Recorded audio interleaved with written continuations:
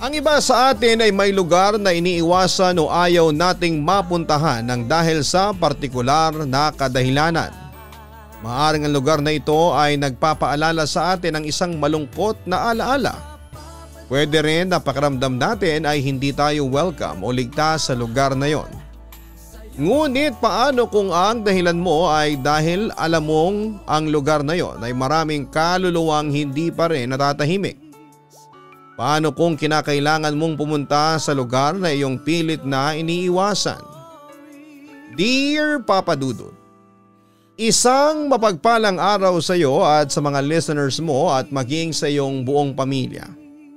Gusto ko lang na purihin ang iyong channel dahil hindi lamang kwento ng pag-ibig ang inyong binabasa, kundi pati na rin ang mga katatakutan. Sumulat po ko sa inyo para i-share ang isang experience ko na nangyari nung ako po ay medyo bata pa lamang. Itago mo na lamang ako sa pangalan na Raymart.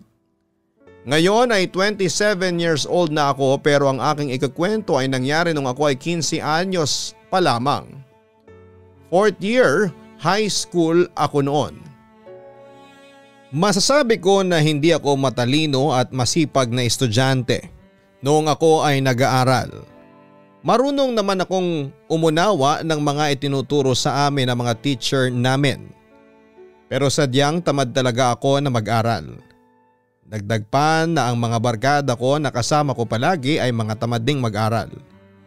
Sakit sa ulo ng section at mga mahilig mag-cutting at tumambay sa internet shop. Dahil sa ugali ko na yon sa pag-aaral ay naging sakit ako ng ulo ng nanay ko. Sa aming magkakapatid kasi ay ako lamang ang pasaway pagdating sa school. Ang tatay ko ay nagtatrabaho noon sa Saudi Arabia kaya solo ni mama ang lahat ng sakit ng ulo pagdating sa akin. Tinakot pa nga ako ng nanay ko noon na kapag hindi ako nag-aral ng mabuti ay pahihintuin na niya ako at pagtatrabahuhin na lamang. Total daw ay sayang ang perang ibinibigay niya na pambaon ko sa araw-araw kasi napupunta lang yon sa wala. Isa sa nakikita kong dahilan kung bakit hindi ko mabago ang ugali ko na yon ay dahil sa mga barkada ko. Ayoko na mapulaan nila ako kapag inayos ko ang aking pag-aaral. May isang beses kasi na nakita nila akong nagre-review para sa isang long quiz. Ang ginawa nila ay kinantsawan nila ako buong araw na nagpapakatalino raw ako. Ayoko kasi nang binibiro ako ng ganon kaya talagang tumulad na ako sa kanila na hindi nag-aral ng mabuti. Nang tumungtong na ako sa 4th year high school at graduating na ako ay medyo nakahinga na ako ng maluwag. Dahil matatapos na rin ako sa aking pag-aaral. Gusto ko nang mag-college kaagad para makuha ko na ang kursong gusto ko. Sa unang araw ng school ay may 3 kaming bagong kaklase na nanggaling sa ibang school. 2 babae at 1 lalaki. Normal na nga yata na kapag may bagong estudyante ay nasa kanilang atensyon ang lahat. Yung 2 babae ay napasama sa isang grupo ng mga magkakaibigang babae sa aming section. Habang yung lalaki naman na si Mike ay walang naging kaibigan matapos ang 1 linggo. Tahimik lamang siya pero kapag oras ng klase at may recitation ay palagi siyang sumasagot. Kumbaga ay aktibo siya kapag may discussion. Masyadong pabibo yung bago nating kaklase no, yung Mike. Ang sabi ng isa sa mga kabarkada ko na si Ron. Kaya nga kanina siya na lang ang nagtataas ng kamay, gusto magpasikat. Pagsang-ayon pa ni Brian. Ang yabang nga ng datingan nun sa akin Akala mo kung sinong tahimik. Halata naman na parang sinasabi niya na wala tayong utak. Lahat kapag siya lang ang may alam ng sagot. Turan pa ni Bobby. Ako naman ay tahimik lamang na nakikinig sa usapan nila tungkol kay Mike. Dama ko na inggit lang ang mga kabarkada ko dahil sa talino ni Mike at palaging pagpuri rito ng mga teachers namin. Hindi lang kasi sa isang subject siya mahusay kundi sa lahat yata. Kung ako ang tatanungin ay walang problema kay Mike. Kung talagang matalino siya ay dapat na ipakita niya yon. Hindi lang siguro matanggap ng mga kabarkada ko na may isang lalaki na bago tapos matalino pa. Bago ko ipagpatuloy ang aking pagkukwento ay nais ko munang sabihin na bata pa lamang ako ay nakakakita na ako ng mga nilalang na hindi nakikita ng normal na mga mata. Ang sabi sa akin ng nanay ko noong 5 years old daw ako ay may sinasabi ako na meron akong kalaro na duwende. May palagi din daw akong itinuturong babae na nasa puno ng mangga sa likod ng aming bahay. Noong grade 6 ako ay namatay ang lolo ko na tatay ni Papa. At sa gabi ng burol ni lolo ay nakita ko siya na nagpapalakad-lakad sa labas ng bahay na parang meron siyang hinihintay. Kahit sa school ko noong high school ay marami akong nararamdaman at nakikita. Ngunit hindi ko na lamang pinapansin. Isa pa hindi naman sila nananakit at ang pakiramdam ko ay matagal na silang nandun. May pagkakataon na gusto kong lapitan si Mike at makipagkaibigan sa kanya. Nangyari yon nang minsan ay makita ko siyang naglalakad ng mag-isa pa uwi. Binilisan ko ang aking paglalakad hanggang sa maabutan ko siya. Nagpakilala ako sa kanya at ganoon din siya. Sinabi ko na napansin ko na parang wala siyang kaibigan sa classroom. Hindi raw talaga siya pala kaibigan. Saka sa pag-aaral ang kanyang focus lalo na at graduating na kami. Aware daw siya na may mga estudyanteng hindi nakakagraduate dahil may bagsak na ilang subject. Imposible naman na bumagsak ka. Ang talino mo nga eh. Palagi kang may sagot sa mga tanong ng teacher natin. Ang pagpuri ko kay Mike. Sakto lang. Medyo okay kasi ang memory ko. Magaling ako sa pagme-memorize at pagtanda sa mga bagay. Tugon pa ni Mike. Pahambol ka pa. Matalino ka talaga. Nakakainggit ka nga eh. Ang sipag mo pang mag-aral. Patuloy kong puri sa kanya. Ayoko kasing masayang ang perang ginagastos ng mama at papa ko para makapag-aral ako. Pinaghihirapan nila yon at ang alam kong paraan para masuklian sila ay ang mag-aral ako ng mabuti, paliwanag pa ni Mike. Tinamaan ako ng sobra sa sinabing yon ni Mike dahil hindi ako nag-aaral ng maayos. Hindi ko naiisip ang pagpapakahirap ng tatay ko sa ibang bansa para makapag-aral ako at ang iba ko pang mga kapatid. Ang nasa isip ko lang palagi ay ang gawin ang gusto ko at magmukhang cool at astig sa paningin ng ibang mga estudyante kapag may nagagawa kaming mali sa school ng mga barkada ko. Nalaman ko na hindi gaanong malayo ang bahay ni Mike mula sa school. Bagong lipat pala sila sa lugar namin at ang bahay na tinitirhan nila ay inuupahan nila. Nang makita ko ang bahay nila Mike ay doon ko nalaman na yun yung bahay na matagal nang walang nakatira. Nasa ibang bansa na yata ang pamilyang dating nakatira doon, Papa Dudut. Palagi kong nadadaanan ang bahay na yon kapag pumapasok ako at kahit sa pag-uwi mula sa school. Bata pa ako ay nandun na ang bahay na yon kaya medyo matagal na rin yon. Sa tuwing nakikita ko ang bahay ay may kakaiba akong nararamdaman palagi. Pakiramdam ko ay may mga taong nakasilip palagi sa bintana. Kaya alam ko na may nakatirang kaluluwa sa bahay na tinitirhan ng pamilya ni Mike. Hindi ko na lang yon sinabi sa kanya at baka magdulot pa yon ng takot sa kanya. O baka isipin niya na gumagawa ako ng kwento.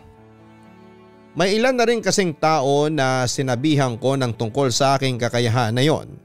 Pero hindi sila naniniwala. Pinagtatawanan pa nila ko. Lalo na ang mga kabarkada ko. Kakanood ko raw yon ng horror movies kaya iniisip kong nakakakita ako ng multo. Sila talaga ang inaasahan kong maniniwala sa akin pero kabaliktaran ang mga nangyari. Kaya pinangako ko noon sa sarili ko na kahit may makita akong kaluluwa o kung anong elemento ay hindi ko na ipagsasabi. Susuluhin ko na lamang upang maiwasan ko na ang pagtawanan. Nang makarating na si Mike sa bahay nila ay sumakay na ako ng tricycle pa uwi sa bahay namin. Sinabayan ko lang talaga si Mike sa paglalakad upang makilala siya kahit papaano.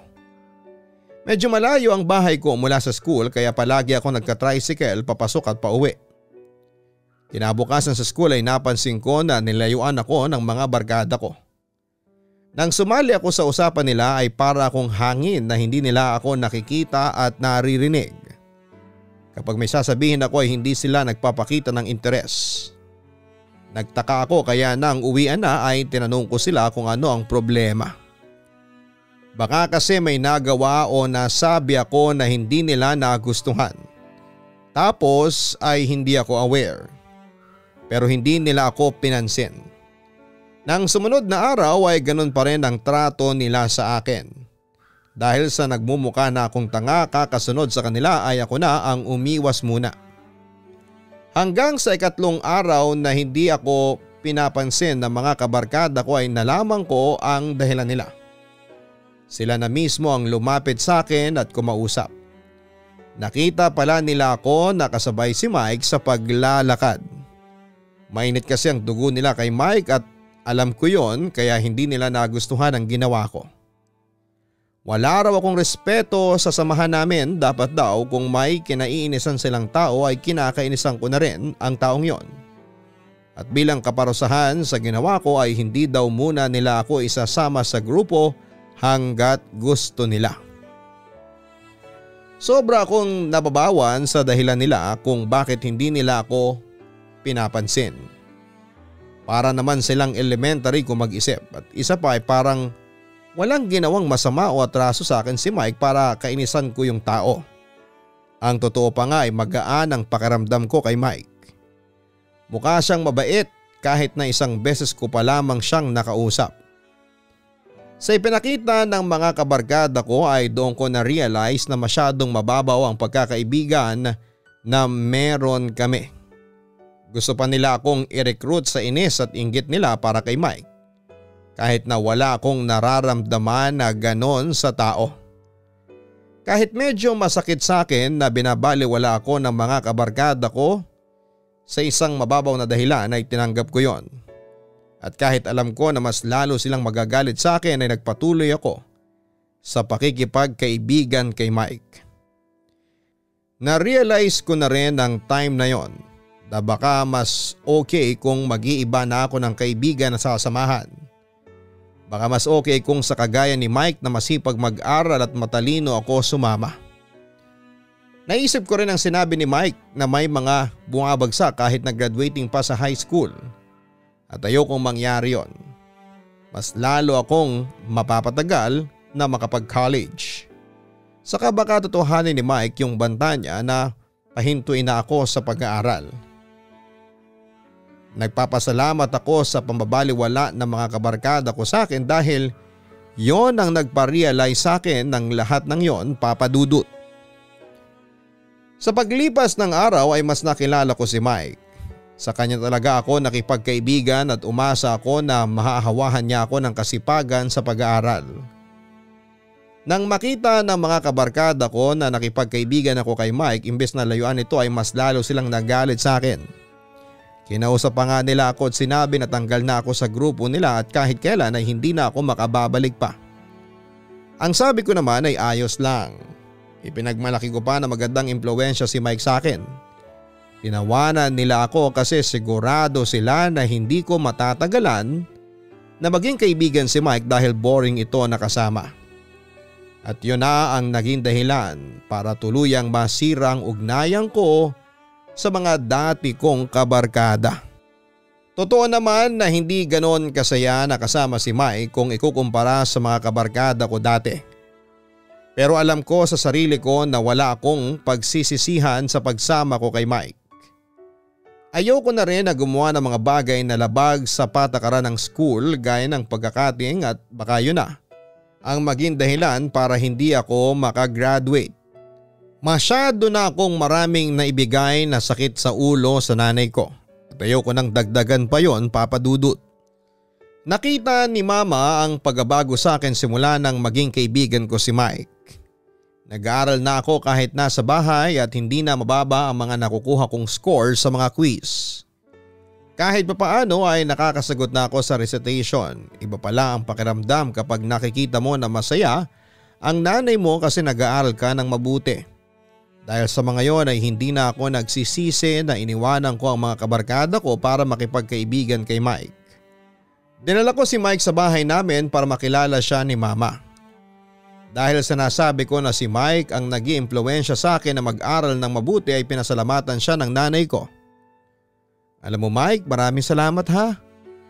Baka kung hindi ka nakilala ng anak ko ay baka yung mga kaklase na niya na palagi nagkakating pa rin ang kasama niya palagi. Baka gagraduate na lang yan ng high school nang hindi man lang ako natutuwa sa mga pinaggagawa niyan, ang sabi ni Mama kay Mike. Walang anuman po tita, saka matalino naman po talaga si Raymart eh. Tamad lang talaga siyang mag-aral dati. Tura naman ni Mike. O di ba Mama, sabi ko sa iyo matalino talaga ako. Pabiro kong wika. Madalas ay sa bahay kami nag-aaral ni Mike at iyon ay tuwing Sabado at Linggo. Kaya lang ay medyo naiinip kasi kami kapag tapos na kami sa paggawa ng assignment kaya kapag ganon ay umuwi na kaagad si Mike sa bahay nila kapag wala na kaming pag-aaralan o gagawin. Araw yun ng Biyernes at kapag ganong araw na kinabukasan ay walang pasok ay madalas na marami kaming assignment. Habang naglalakad kami ni Mike ay nabanggit niya sa akin na bumili ng second hand na PlayStation ng tatay niya para meron silang libangan sa bahay. Kung gusto ko raw ay pwede akong pumunta sa bahay nila sa umaga ng Sabado para doon kami mag-aral. Kapag tapos na kami mag-aral at magsagot ng mga assignment ay pwede kami maglaro ng PlayStation kahit maghapon. Yung nag-iisang kapatid ni Mike ay hindi raw mahilig maglaro noon kaya wala kaming magiging kaagaw. Na-excite ako sa ideya na yon ni Mike kaya walang pagdadalawang isip akong pumayag. Nakakapaglaro lang kasi ako ng PlayStation kapag may sobra akong pera sa baon. Kailangan pang magbayad. Pero kina Mike ay unlimited at siya pa ang nagsabing kahit maghapon kaming maglaro ay walang problema. Nang magpaalam ako kay Mama na sa bahay ni Mike kami mag-aaral ay agad siyang pumayag. Nakuha kaagad ni Mike ang tiwala ni Mama kasi kung ang mga dati kong barkada ang kasama ko ay mahihirapan pa akong makiusap kay Mama para payagan niya ako. Kinabukasan pagkatapos kong kumain ng almusal ay naligo na ako at nagbihis. Dinala ko ang lahat ng gamit ko sa school at saka ako pumunta sa bahay ni Mike. Nag-tricycle ako kasi medyo malayo. Nasa gate pa lamang ako ay nagkaroon na ako ng kakaibang pakiramdam. Nang makapasok na ako sa mismong loob ng bahay ni Mike ay parang biglang bumigat ang aking pakiramdam. Na parabang nahirapan akong huminga ng saglit. Naging maayos lang ang pakiramdam ko nang umusal ako ng dasal sa aking utak. Wala roon ang parents ni Mike at parehas na nasa trabaho. Ang tanging kasama niya ay ang kapatid niyang babae na isang college student. Nang dumating ako ay nagpunta na ito sa kwarto. Kami naman ni Mike ay sa may sala nagsagot ng aming assignment. Nakaupo kami sa lapag habang nakapatong ang mga gamit namin sa mababang lamesa na nasa gitna ng sala. Kapag may hindi ako alam o sigurado ay nagtatanong ako kay Mike.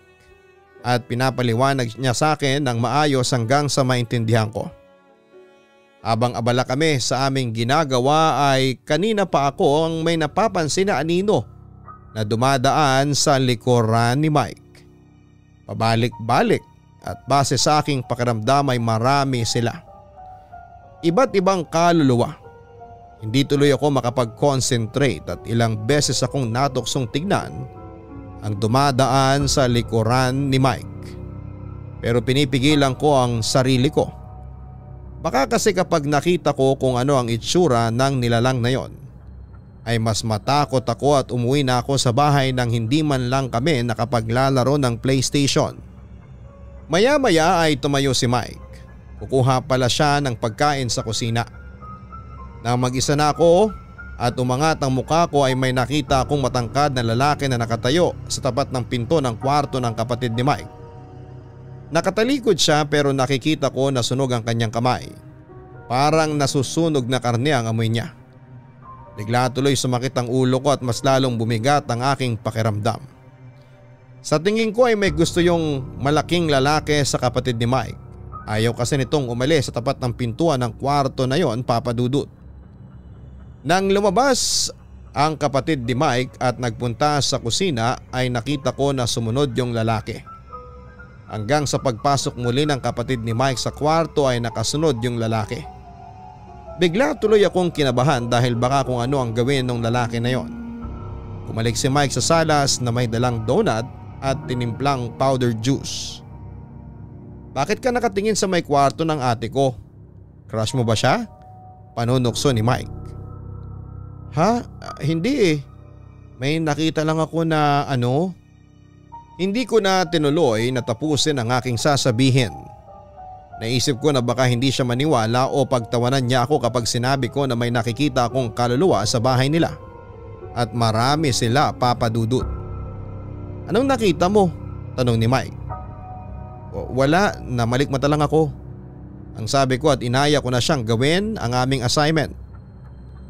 At dahil sa maraming kaluluwa ang nasa bahay ni na Mike ay talagang mabigat ang pakiramdam ko, Papa Dudut. Kung hindi nga lang magtataka si Mike ay kanina pa akong umalis. Saka nangihinaing din ako kung aalis ako nang hindi man lang ako nakapaglalaro ng PlayStation. Ang gaganda pa naman ng games na meron si Mike dahil ipinakita niya sa akin bago kami gumawa ng assignment. Lunchtime na nang matapos kami sa aming ginagawa ni Mike. Doon na rin ako kumain ng lunch kasabay ang ate ni Mike. Pagkatapos kumain ay hindi muna kami nakapaglaro ng PlayStation dahil nanood pa ng TV ang kapatid ni Mike. Isa lang kasi ang TV sa bahay nila at yun din ang ginagamit sa paglalaro. Hapon na nang makapaglaro kami ni Mike. Kaunting oras na lamang ay darating na ang parents niya kaya sinulit na namin ang oras. Halos 3 oras din naman kaming nakapaglaro at naabutan pa kami ng nanay at tatay ni Mike. Doon pa nga nila ako pinapakain ng dinner pero ang sabi ko ay hindi ako pwedeng magpagabi ng sobra at baka mapagalitan ako ng mama ko at hindi na ako payagan sa susunod. Sinamahan ako ni Mike sa pag-aabang ng tricycle sa tapat ng bahay nila. Kahit nasa labas na ako ay nararamdaman ko pa rin ang mga kaluluwa sa loob nila. Napansin ko na parang hindi maganda ang pakiramdam mo kanina. "May problema ka ba? May sakit ka ba?" tanong sa akin ni Mike. "Wala. Late na kasi ako nakatulog kagabi kaya medyo antok lang ako," tugon ko. "Mike, naniniwala ka ba sa multo?" dugtong kong tanong. "To cease to believe kasi ako eh. Hindi pa ako nakakakita kaya hindi ako naniniwala. Saka ako maniniwala kapag nakakita na ako." "Bakit? Ikaw ba naniniwala ka?" sambit niya. "Hindi rin eh. Kagaya mo rin ako na sakalang maniniwala kapag nakakita na," ang pagsisinungaling ko. Nang makauwi na ako sa bahay ay saka lamang naging normal ang aking pakiramdam. Yun nga lang ay nahirapan akong makatulog dahil naisip ko sina Mike.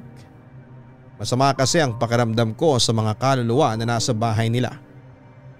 May iba na okay lang at may parang galit at iyon ang nagbigay ng mabigat na pakiramdam sa akin. Nang magkita kami ni Mike ng Monday sa school ay sinabi niya na sa susunod na weekend ay doon ulit kami sa kanila. Pumayag ako pero nagbaon ako ng rosary. Hiniram ko yung rosary ni mama kasi wala akong ganon. Ilagay ko yon sa bulsa ng aking shorts habang naroon ako sa bahay ni na Mike. Ang ipinagtaka ko ay naramdaman ko pa rin ang mga kaluluwa na naroon, Papa Dudut. Kahit may dala na akong rosary ay parang mas nararamdaman ko sila. Palakad-lakad pa rin sila sa likuran ni Mike at naroon ulit yung matangkad na lalaki na palagi nakasunod sa kapatid ni Mike. Nagtatalo na ang utak ko kung sasabihin ko na ba kay Mike ang mga nakikita at nararamdaman ko sa bahay nila. Pero baka magbigay lamang yon ng takot sa kanya kaya naisip ko na mas mabuting wala na lamang silang alam. Pagkatapos namin sa aming assignments ay naglaro na kami ng PlayStation. Habang naglalaro kami ay may sinabi si Mike sa akin na medyo kinatayo ng balahibo ko. "Alam mo ba, Raymart, si ate nung isang gabi ay nagising. Takot na takot siya kasi para daw may mainit na kamay na humahawak sa legs niya. Pero wala naman siyang kasama sa kwarto. Imposible din na may ibang taong nakapasok kasi nakalak ang pinto at bintana ng kwarto niya. Ang sabi pa ni Mike. Talaga? May iba pa ba kayong mga na-experience na kakaiba sa bahay na ito? Tanong ko. Wala naman. Yung nangyari lang kay ate pero madalas ay nawawalan kami ng gamit dito tapos sa ibang spot na ng bahay namin nakikita. Yung kahit alam mo na nandun yung gamit mo pero pag kukunin mo na ay wala na. Pagkukwento pa ni Mike. Makakalimutin siguro kayong lahat dito. Ang natatawa kong biro. Hindi, sa kasabi ni Papa parang may kakaiba sa bahay na ito. Ang sabi kasi daw sa kanya noong kapitbahay namin ay may isang pamilya na pinatay sa dating bahay na nakatayo dito. Giniba na raw yung bahay na yun tapos saka tinayo itong bahay na tinitirhan namin ngayon. Hindi ko nga lang sigurado kung totoo yun. Ang sabi pa ni Mike. Sa mga sinabi ni Mike tungkol sa mga nangyari sa kapatid niya ay nasigurado ko na may gusto nga yung malaking lalaki sa atin ni Mike. Wala naman akong alam sa mga ganong multo at kaluluwa kaya hindi ko alam ang dapat na gawin. Hindi ko alam kung paano sila matutulungan kaya mas pinili kong manahimik na lamang papadudot. Bago ko umalis sa bahay ni na Mike ay nakiinom ako. Ikukuha pa sana ako ni Mike ng tubig pero nahiya na ako kaya ang sabi ko ay ako na lamang ang kukuha sa kusina. At habang umiinom ako ng tubig ay may naramdaman akong presensya sa likuran ko. Sa paglingon ko ay may nakita akong babaeng nakasuot ng itim na nakalutang. Nasa gilid siya ng kusina. Nakayuko at hindi ko nakikita ang mukha niya. Pero ramdam ko na galit siya. Ayaw niya na naroon ako. Nagmamadali kong inubos ang tubig at nagpaalam na ako kay Mike. Nagtaka pa nga siya kasi pinagpawisan ako ng malapot. Hindi pa naman madilim noon kaya kitang kita niya ang pagtagaktak ng pawis sa aking mukha at leeg. Nang makauwi na ako sa bahay namin ay ganoon na lamang ang pasasalamat ko sa Diyos dahil walang nangyaring masama sa akin. Talagang kakaibang takot ang naramdaman ko doon sa babaeng nakaitim papadudot. Iba ang datingan niya, parang puro negatibo ang pumapaligid sa kaluluwa na yon. Matagal ako nagdasal dahil dala-dala ko sa bahay ang takot. Ipinangako ko sa aking sarili na kahit may PlayStation sa bahay ni na Mike ay hindi na ako babalik doon at baka kung ano pa ang mangyari sa akin. Hindi ko kaya ang takot ko. Mas pipiliin ko pa rin ang makatulog ako sa gabi nang hindi natatakot kesa makapaglaro ng games pero hindi naman mawala sa imagination ko yung babaeng nakaitim. Sa sobrang takot ko ng gabing yon ay hindi ko nagawang matulog ng mag-isa sa aking kwarto. Sumiksik ako sa kwarto ni mama at ng bunso kong kapatid. Nagtaka nga si mama kung bakit bigla kong naisipan na matulog doon. Tinanong ako ni mama kung may nakita ba ako at parang takot ako. Nagsinungaling ako at sinabi ko na wala. Katwiran ko pa ay gusto ko lang maglambing sa kanya kaya gusto kong matulog sa tabi niya. Simula nang makita ko yung babaeng nakaitim sa bahay ni na Mike ay nag-promise ako sa sarili ko na hindi na ako pupunta sa bahay nila. Sa lahat ng mga kaluluwang nakita ko ay iba ang pakiramdam ko sa isang yon papadudot. Kaya sa tuwing inaaya ako ni Mike na sa kanila kami mag-aral o gumawa ng assignment ay kung ano-ano ang dinadahilan ko para hindi na ulit ako makapunta sa bahay nila. Sinasabi ko na sa bahay na lang namin yon gawin. Ang sabi ko pa ay mas okay na walang PlayStation para puro pag-aaral lamang ang gagawin naming dalawa. Dumating na sa puntong nagtataka na si Mike kung bakit parang umiiwas na akong magpunta sa bahay nila. Aniya, natakot ba raw ako doon sa ikinuwento niya sa akin tungkol sa atin niya at sa mga gamit nila na biglang nawawala. Ang sabi ko ay hindi, talagang mas gusto ko na sa bahay namin na lamang kami ulit mag-aral. Hindi nga lang pwedeng hindi ko makikita ang bahay ni na Mike dahil dadaanan ko yon sa tuwing papasok ako ng school at uuwi sa bahay. At kahit anong iwas ko ng tingin doon kapag dadaan na ang sinasakyan kong tricycle ay pilit akong napapatingin at sumasama ang pakiramdam ko kapag parang may kaluluwa mula sa loob ng bahay ang nakatingin sa akin. Siguro ay nasa 3 buwan na rin simula ng huling beses ako nakapunta sa bahay ni na Mike. Kahit papaano ay nakalimutan ko na yung mga nakita ko sa bahay nila. Wala na rin namang nabanggit si Mike sa akin na may kakaibang nangyayari sa kanilang bahay. Halos lahat kasi ay sinasabi niya sa akin. Naging makwento na kasi siya simula nang maging magkaibigan kami. Nang time na yon ay umuwi na si Papa mula sa ibang bansa.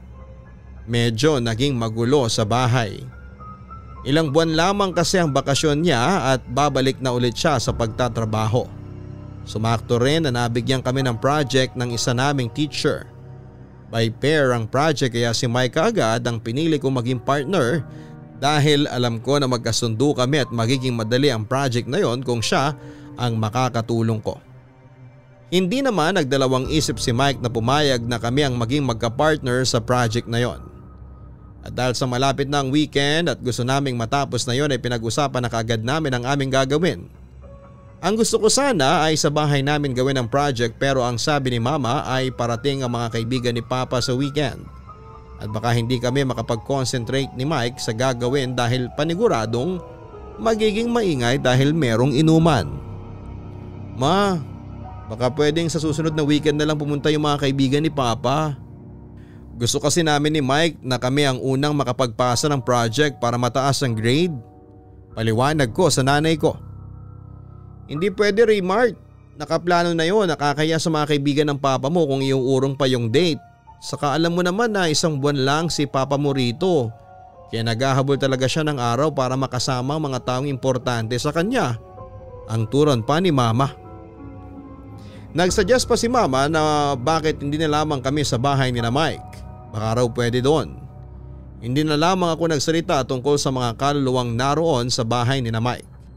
Sinabi ko na kakausapin ko si Mike na hindi pwede sa bahay at maghanap na lamang kami ng ibang lugar kung saan namin gagawin ang aming project. Nang kausapin ko si Mike at sinabi ko na hindi po pwede sa bahay namin ay sinabi niya kaagad na doon na lamang kami sa bahay nila. Gusto ko sanang tumanggi pero magtataka na si Mike. Lalo na at ako ang nag-udyok sa kanya na dapat ay mauna kami na magpasa dahil kilala ko yung teacher na nagpa-project sa amin na mataas ang ibinibigay na grades sa mga naunang magpasa. Kaya kahit may takot sa dibdib ko ay pumayag na ako sa gusto ni Mike na gawin namin ang project na yon sa bahay nila. Ipinagdasal ko na lamang na sana ay wala akong masyadong maramdaman o makita kapag nandun ako. Kahit imposible yung mangyari. Saka hindi na lang din ako pupunta sa kusina nila dahil nandun yung babaeng nakaitim. Araw na ng Sabado, hindi agad ako pinapunta ni Mike sa bahay nila dahil may lakad sila ng pamilya niya. Hapon na nang sunduin niya ako sa bahay. Kinabahan ako kasi baka abutin ako ng gabi sa kanila pero tumuloy pa rin ako. Pagpasok ko sa bahay ni na Mike ay bumigat muli ang pakiramdam ko. Ayos ka lang ba? Parang namumutla ka. Ang puna sa akin ni Mike habang inaayos na namin ang aming mga gagamitin. Nandun kami sa sala nila, nakaupo kami sa may sahig. Wala ito, maputla naman talaga ako eh. Ang pabiru kong sabi. Inabot na kami ni Mike ng dilim sa paggawa ng project pero hindi pa rin namin yon natatapos. Doon ako sa kanila nag-dinner. Kaming dalawa lang ang nasa bahay nila ng gabing yon. Pumunta kasi sa bahay ng tita niya ang mga magulang at kapatid ni Mike.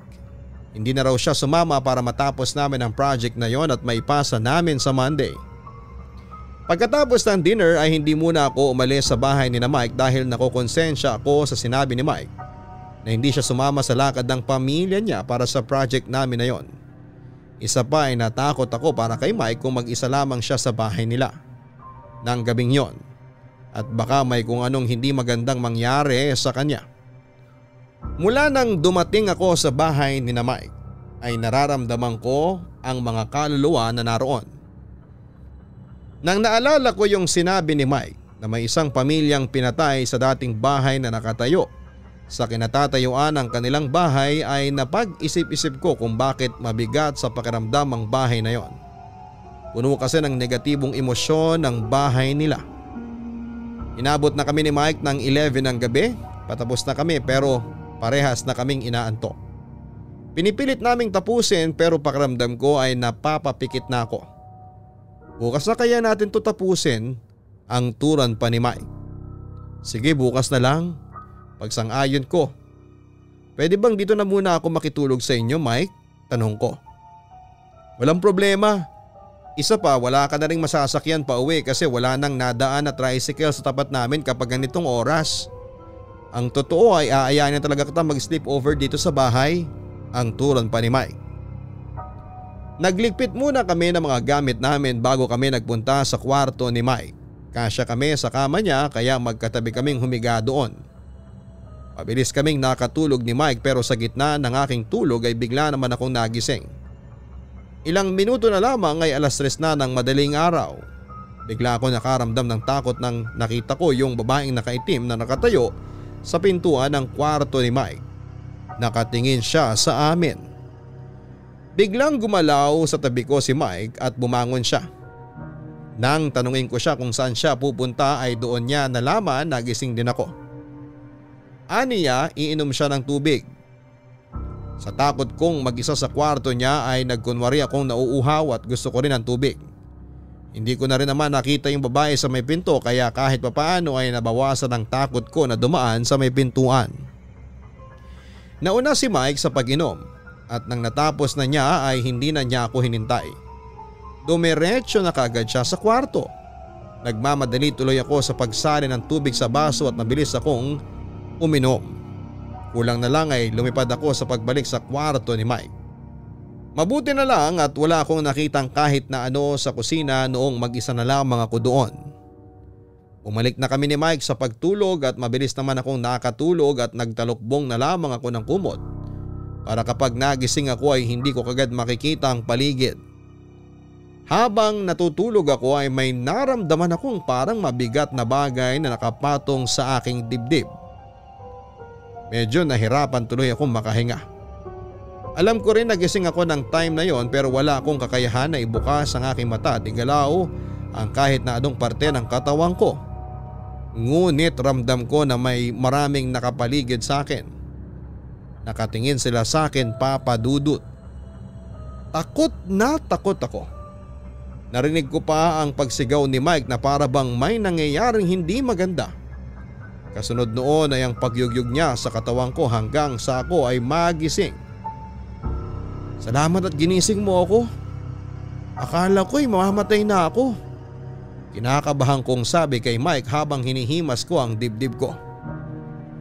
Nalimpungatan kasi ako tapos may umuungol.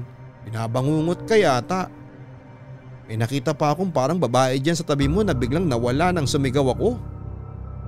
Natatakot na tugon pa ni Mike. Nagkaroon ako ng hinala na baka yung babaeng nakaitim ang nakita ni Mike. Sa takot naming dalawa ay binuksan na namin ang ilaw sa kwarto. Doon na rin ako nagkaroon ng lakas ng loob na ikwento sa kanyang mga nakikita at nararamdaman ko sa bahay nila.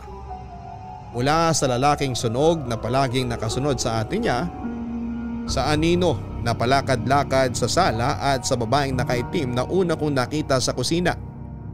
Siguro ay nararamdaman ni Mike ang kaseryosohan ng aking mga sinabi kaya hindi siya nagkaroon ng alinlangan na paniwalaan ako. Nagkaroon na rin daw ng explanation kung bakit parang may humahaplos sa hita ng kapatid niya kapag tulog ito sa gabi. Tinanong pa ako ni Mike kung ano ba ang dapat na maganda nilang gawin pero wala akong maisagot kundi ang palaging magdasal. Isama nila sa pagdarasal nila ang katahimikan ng mga kaluluwa na nakatira sa bahay ng kanilang tinutuluyan. Mag-aalas 4 na ng umaga ng time na yon, papadudot. Sa mga nangyari ay hindi na namin kayang bumalik ni Mike sa pagtulog. Natakot na kaming dalawa na baka bangungutin muli ako o siya kapag natulog kami. Ang ginawa lang namin ay nagkape at pagkatapos ay pinagpatuloy namin ang pagtapos sa aming project. Sa may sala na namin yon ginawa at maliwanag na nang kami po ay natapos. Talagang itunuan namin ni Mike ang aming atensyon sa paggawa ng project. Hindi ko rin iniwanan si Mike sa bahay nila kahit tapos na ang aming project. Naglaro kami ng games hanggang sa pagsapit ng tanghali ay dumating na ang mga magulang at ate niya. Nag-usap din kami na dapat ay sabihin niya sa parents niya ang nangyari at ang mga nakikita ko sa bahay nila para maging aware ang mga ito. Nang magkita kami sa school ni Mike ay dala na niya ang project na pinaghirapan naming dalawa. Sinabi niya rin sa akin na naniwala naman ang pamilya niya sa mga sinabi niya at noong linggo ay agad na nagpatawag ng pari upang i-bless ang kanilang bahay kahit papansamantala lamang ang kanilang pananatili doon. Nag-request pa si Mike na kung pwede ay dumaan ako sa bahay nila mamaya pagka-uwian namin para ma-check kung naroon pa rin ang kaluluwa. Tumanggi ako dahil sa takot pa rin akong bumalik sa bahay nila at naintindihan naman yun ni Mike. Makalipas ang isang linggo ay pumunta ako sa bahay nila Mike. Tinapangan ko na lamang ang aking loob upang magkaroon ng peace of mind sina Mike at ang pamilya niya. Naroon pa rin ang pakiramdam ko na may mga kaluluwa sa bahay nila pero wala na ang bigat na aking nararamdaman nung hindi pa nabibless ang kanilang bahay. Yun ang huling beses na tumungtong ako sa bahay ni na Mike, Papa Dudut. Palagi na kaming sa bahay namin nag-aaral at gumagawa ng assignment. Kahit pa napabless na ang bahay ni na Mike ay may takot pa rin talaga ako. Pagka-graduate namin ni Mike ng high school ay umalis na sila sa bahay na yon at lumipat na sila sa ibang lugar. Malayo ang nilipatan nila at iyon ang naging dahilan para mawalan kami ng communication ng matagal na panahon. Pero early this year ay bigla niya akong in-add sa aking Facebook at nagkaroon ulit kami ng communication. May asawa at anak na si Mike at nagtatrabaho na siya sa ibang bansa. Nang magkausap kami through video call ay binalikan namin yung mga experience namin noong nag-sleep over ako sa bahay na kanilang inupahan. Kung noon ay takot na takot kami, ngayon ay tinatawanan lamang namin yon. Nang tanungin ako ni Mike kung nakakaramdam at nakakakita pa ako ay sinabi ko na hindi na. Hindi ko rin alam pero nang magkaedad ako ay nawala na ang kakayahan kong yon, Papa Dudut. Pero ayos lang sa akin yon dahil hindi ko naman gusto na may ganoon akong kakayahan. Lalo na at matatakotin talaga ako. Mas gusto ko yung normal na buhay ko at hindi ako nangangamba na baka pagpunta ko sa isang lugar ay may makikita akong nilalang na dadalhin at maaalala ko hanggang sa pagtulog. Lubos na gumagalang, Raymart. Ang pagkakaroon po ng kakayahan para makakita at makaramdam ng mga kaluluwa ay may kaakibat na responsibilidad. Meron po itong dahilan kung bakit ibinigay sa isang tao. Kaya mas makabubuti na kung may ganito kang kakayahan ay maging responsable ka sa paggamit nito. Ang pagiging matatakutin ay hindi palaging kaduwagan ang ibig pong sabihin. Minsan ito ay pag-iingat lamang sa ating sarili at sa mga taong nakapaligid sa atin. Tayo ay tao at normal sa atin ang makaramdam ng takot, lalo na't alam natin na ang pagpunta natin sa partikular na lugar na yon ay magdudulot ng kapahamakan. Hanggang sa muli, ako po ang inyong si Papa Dudut. Maraming salamat po sa inyong lahat.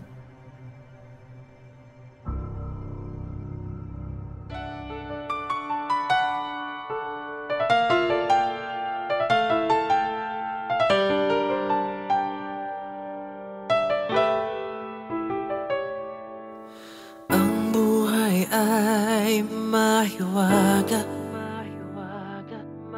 laging may lungkot at saya. Sa Papa Dudut Stories, laging may karamay ka.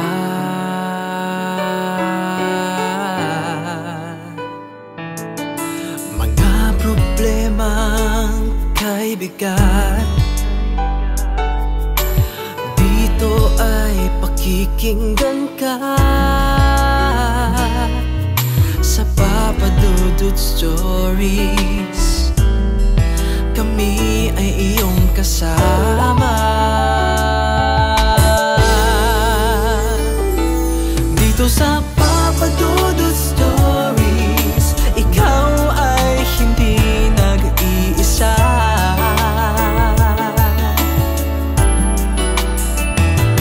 Dito sa Papa Dudut Stories, may nagmamahal sa'yo.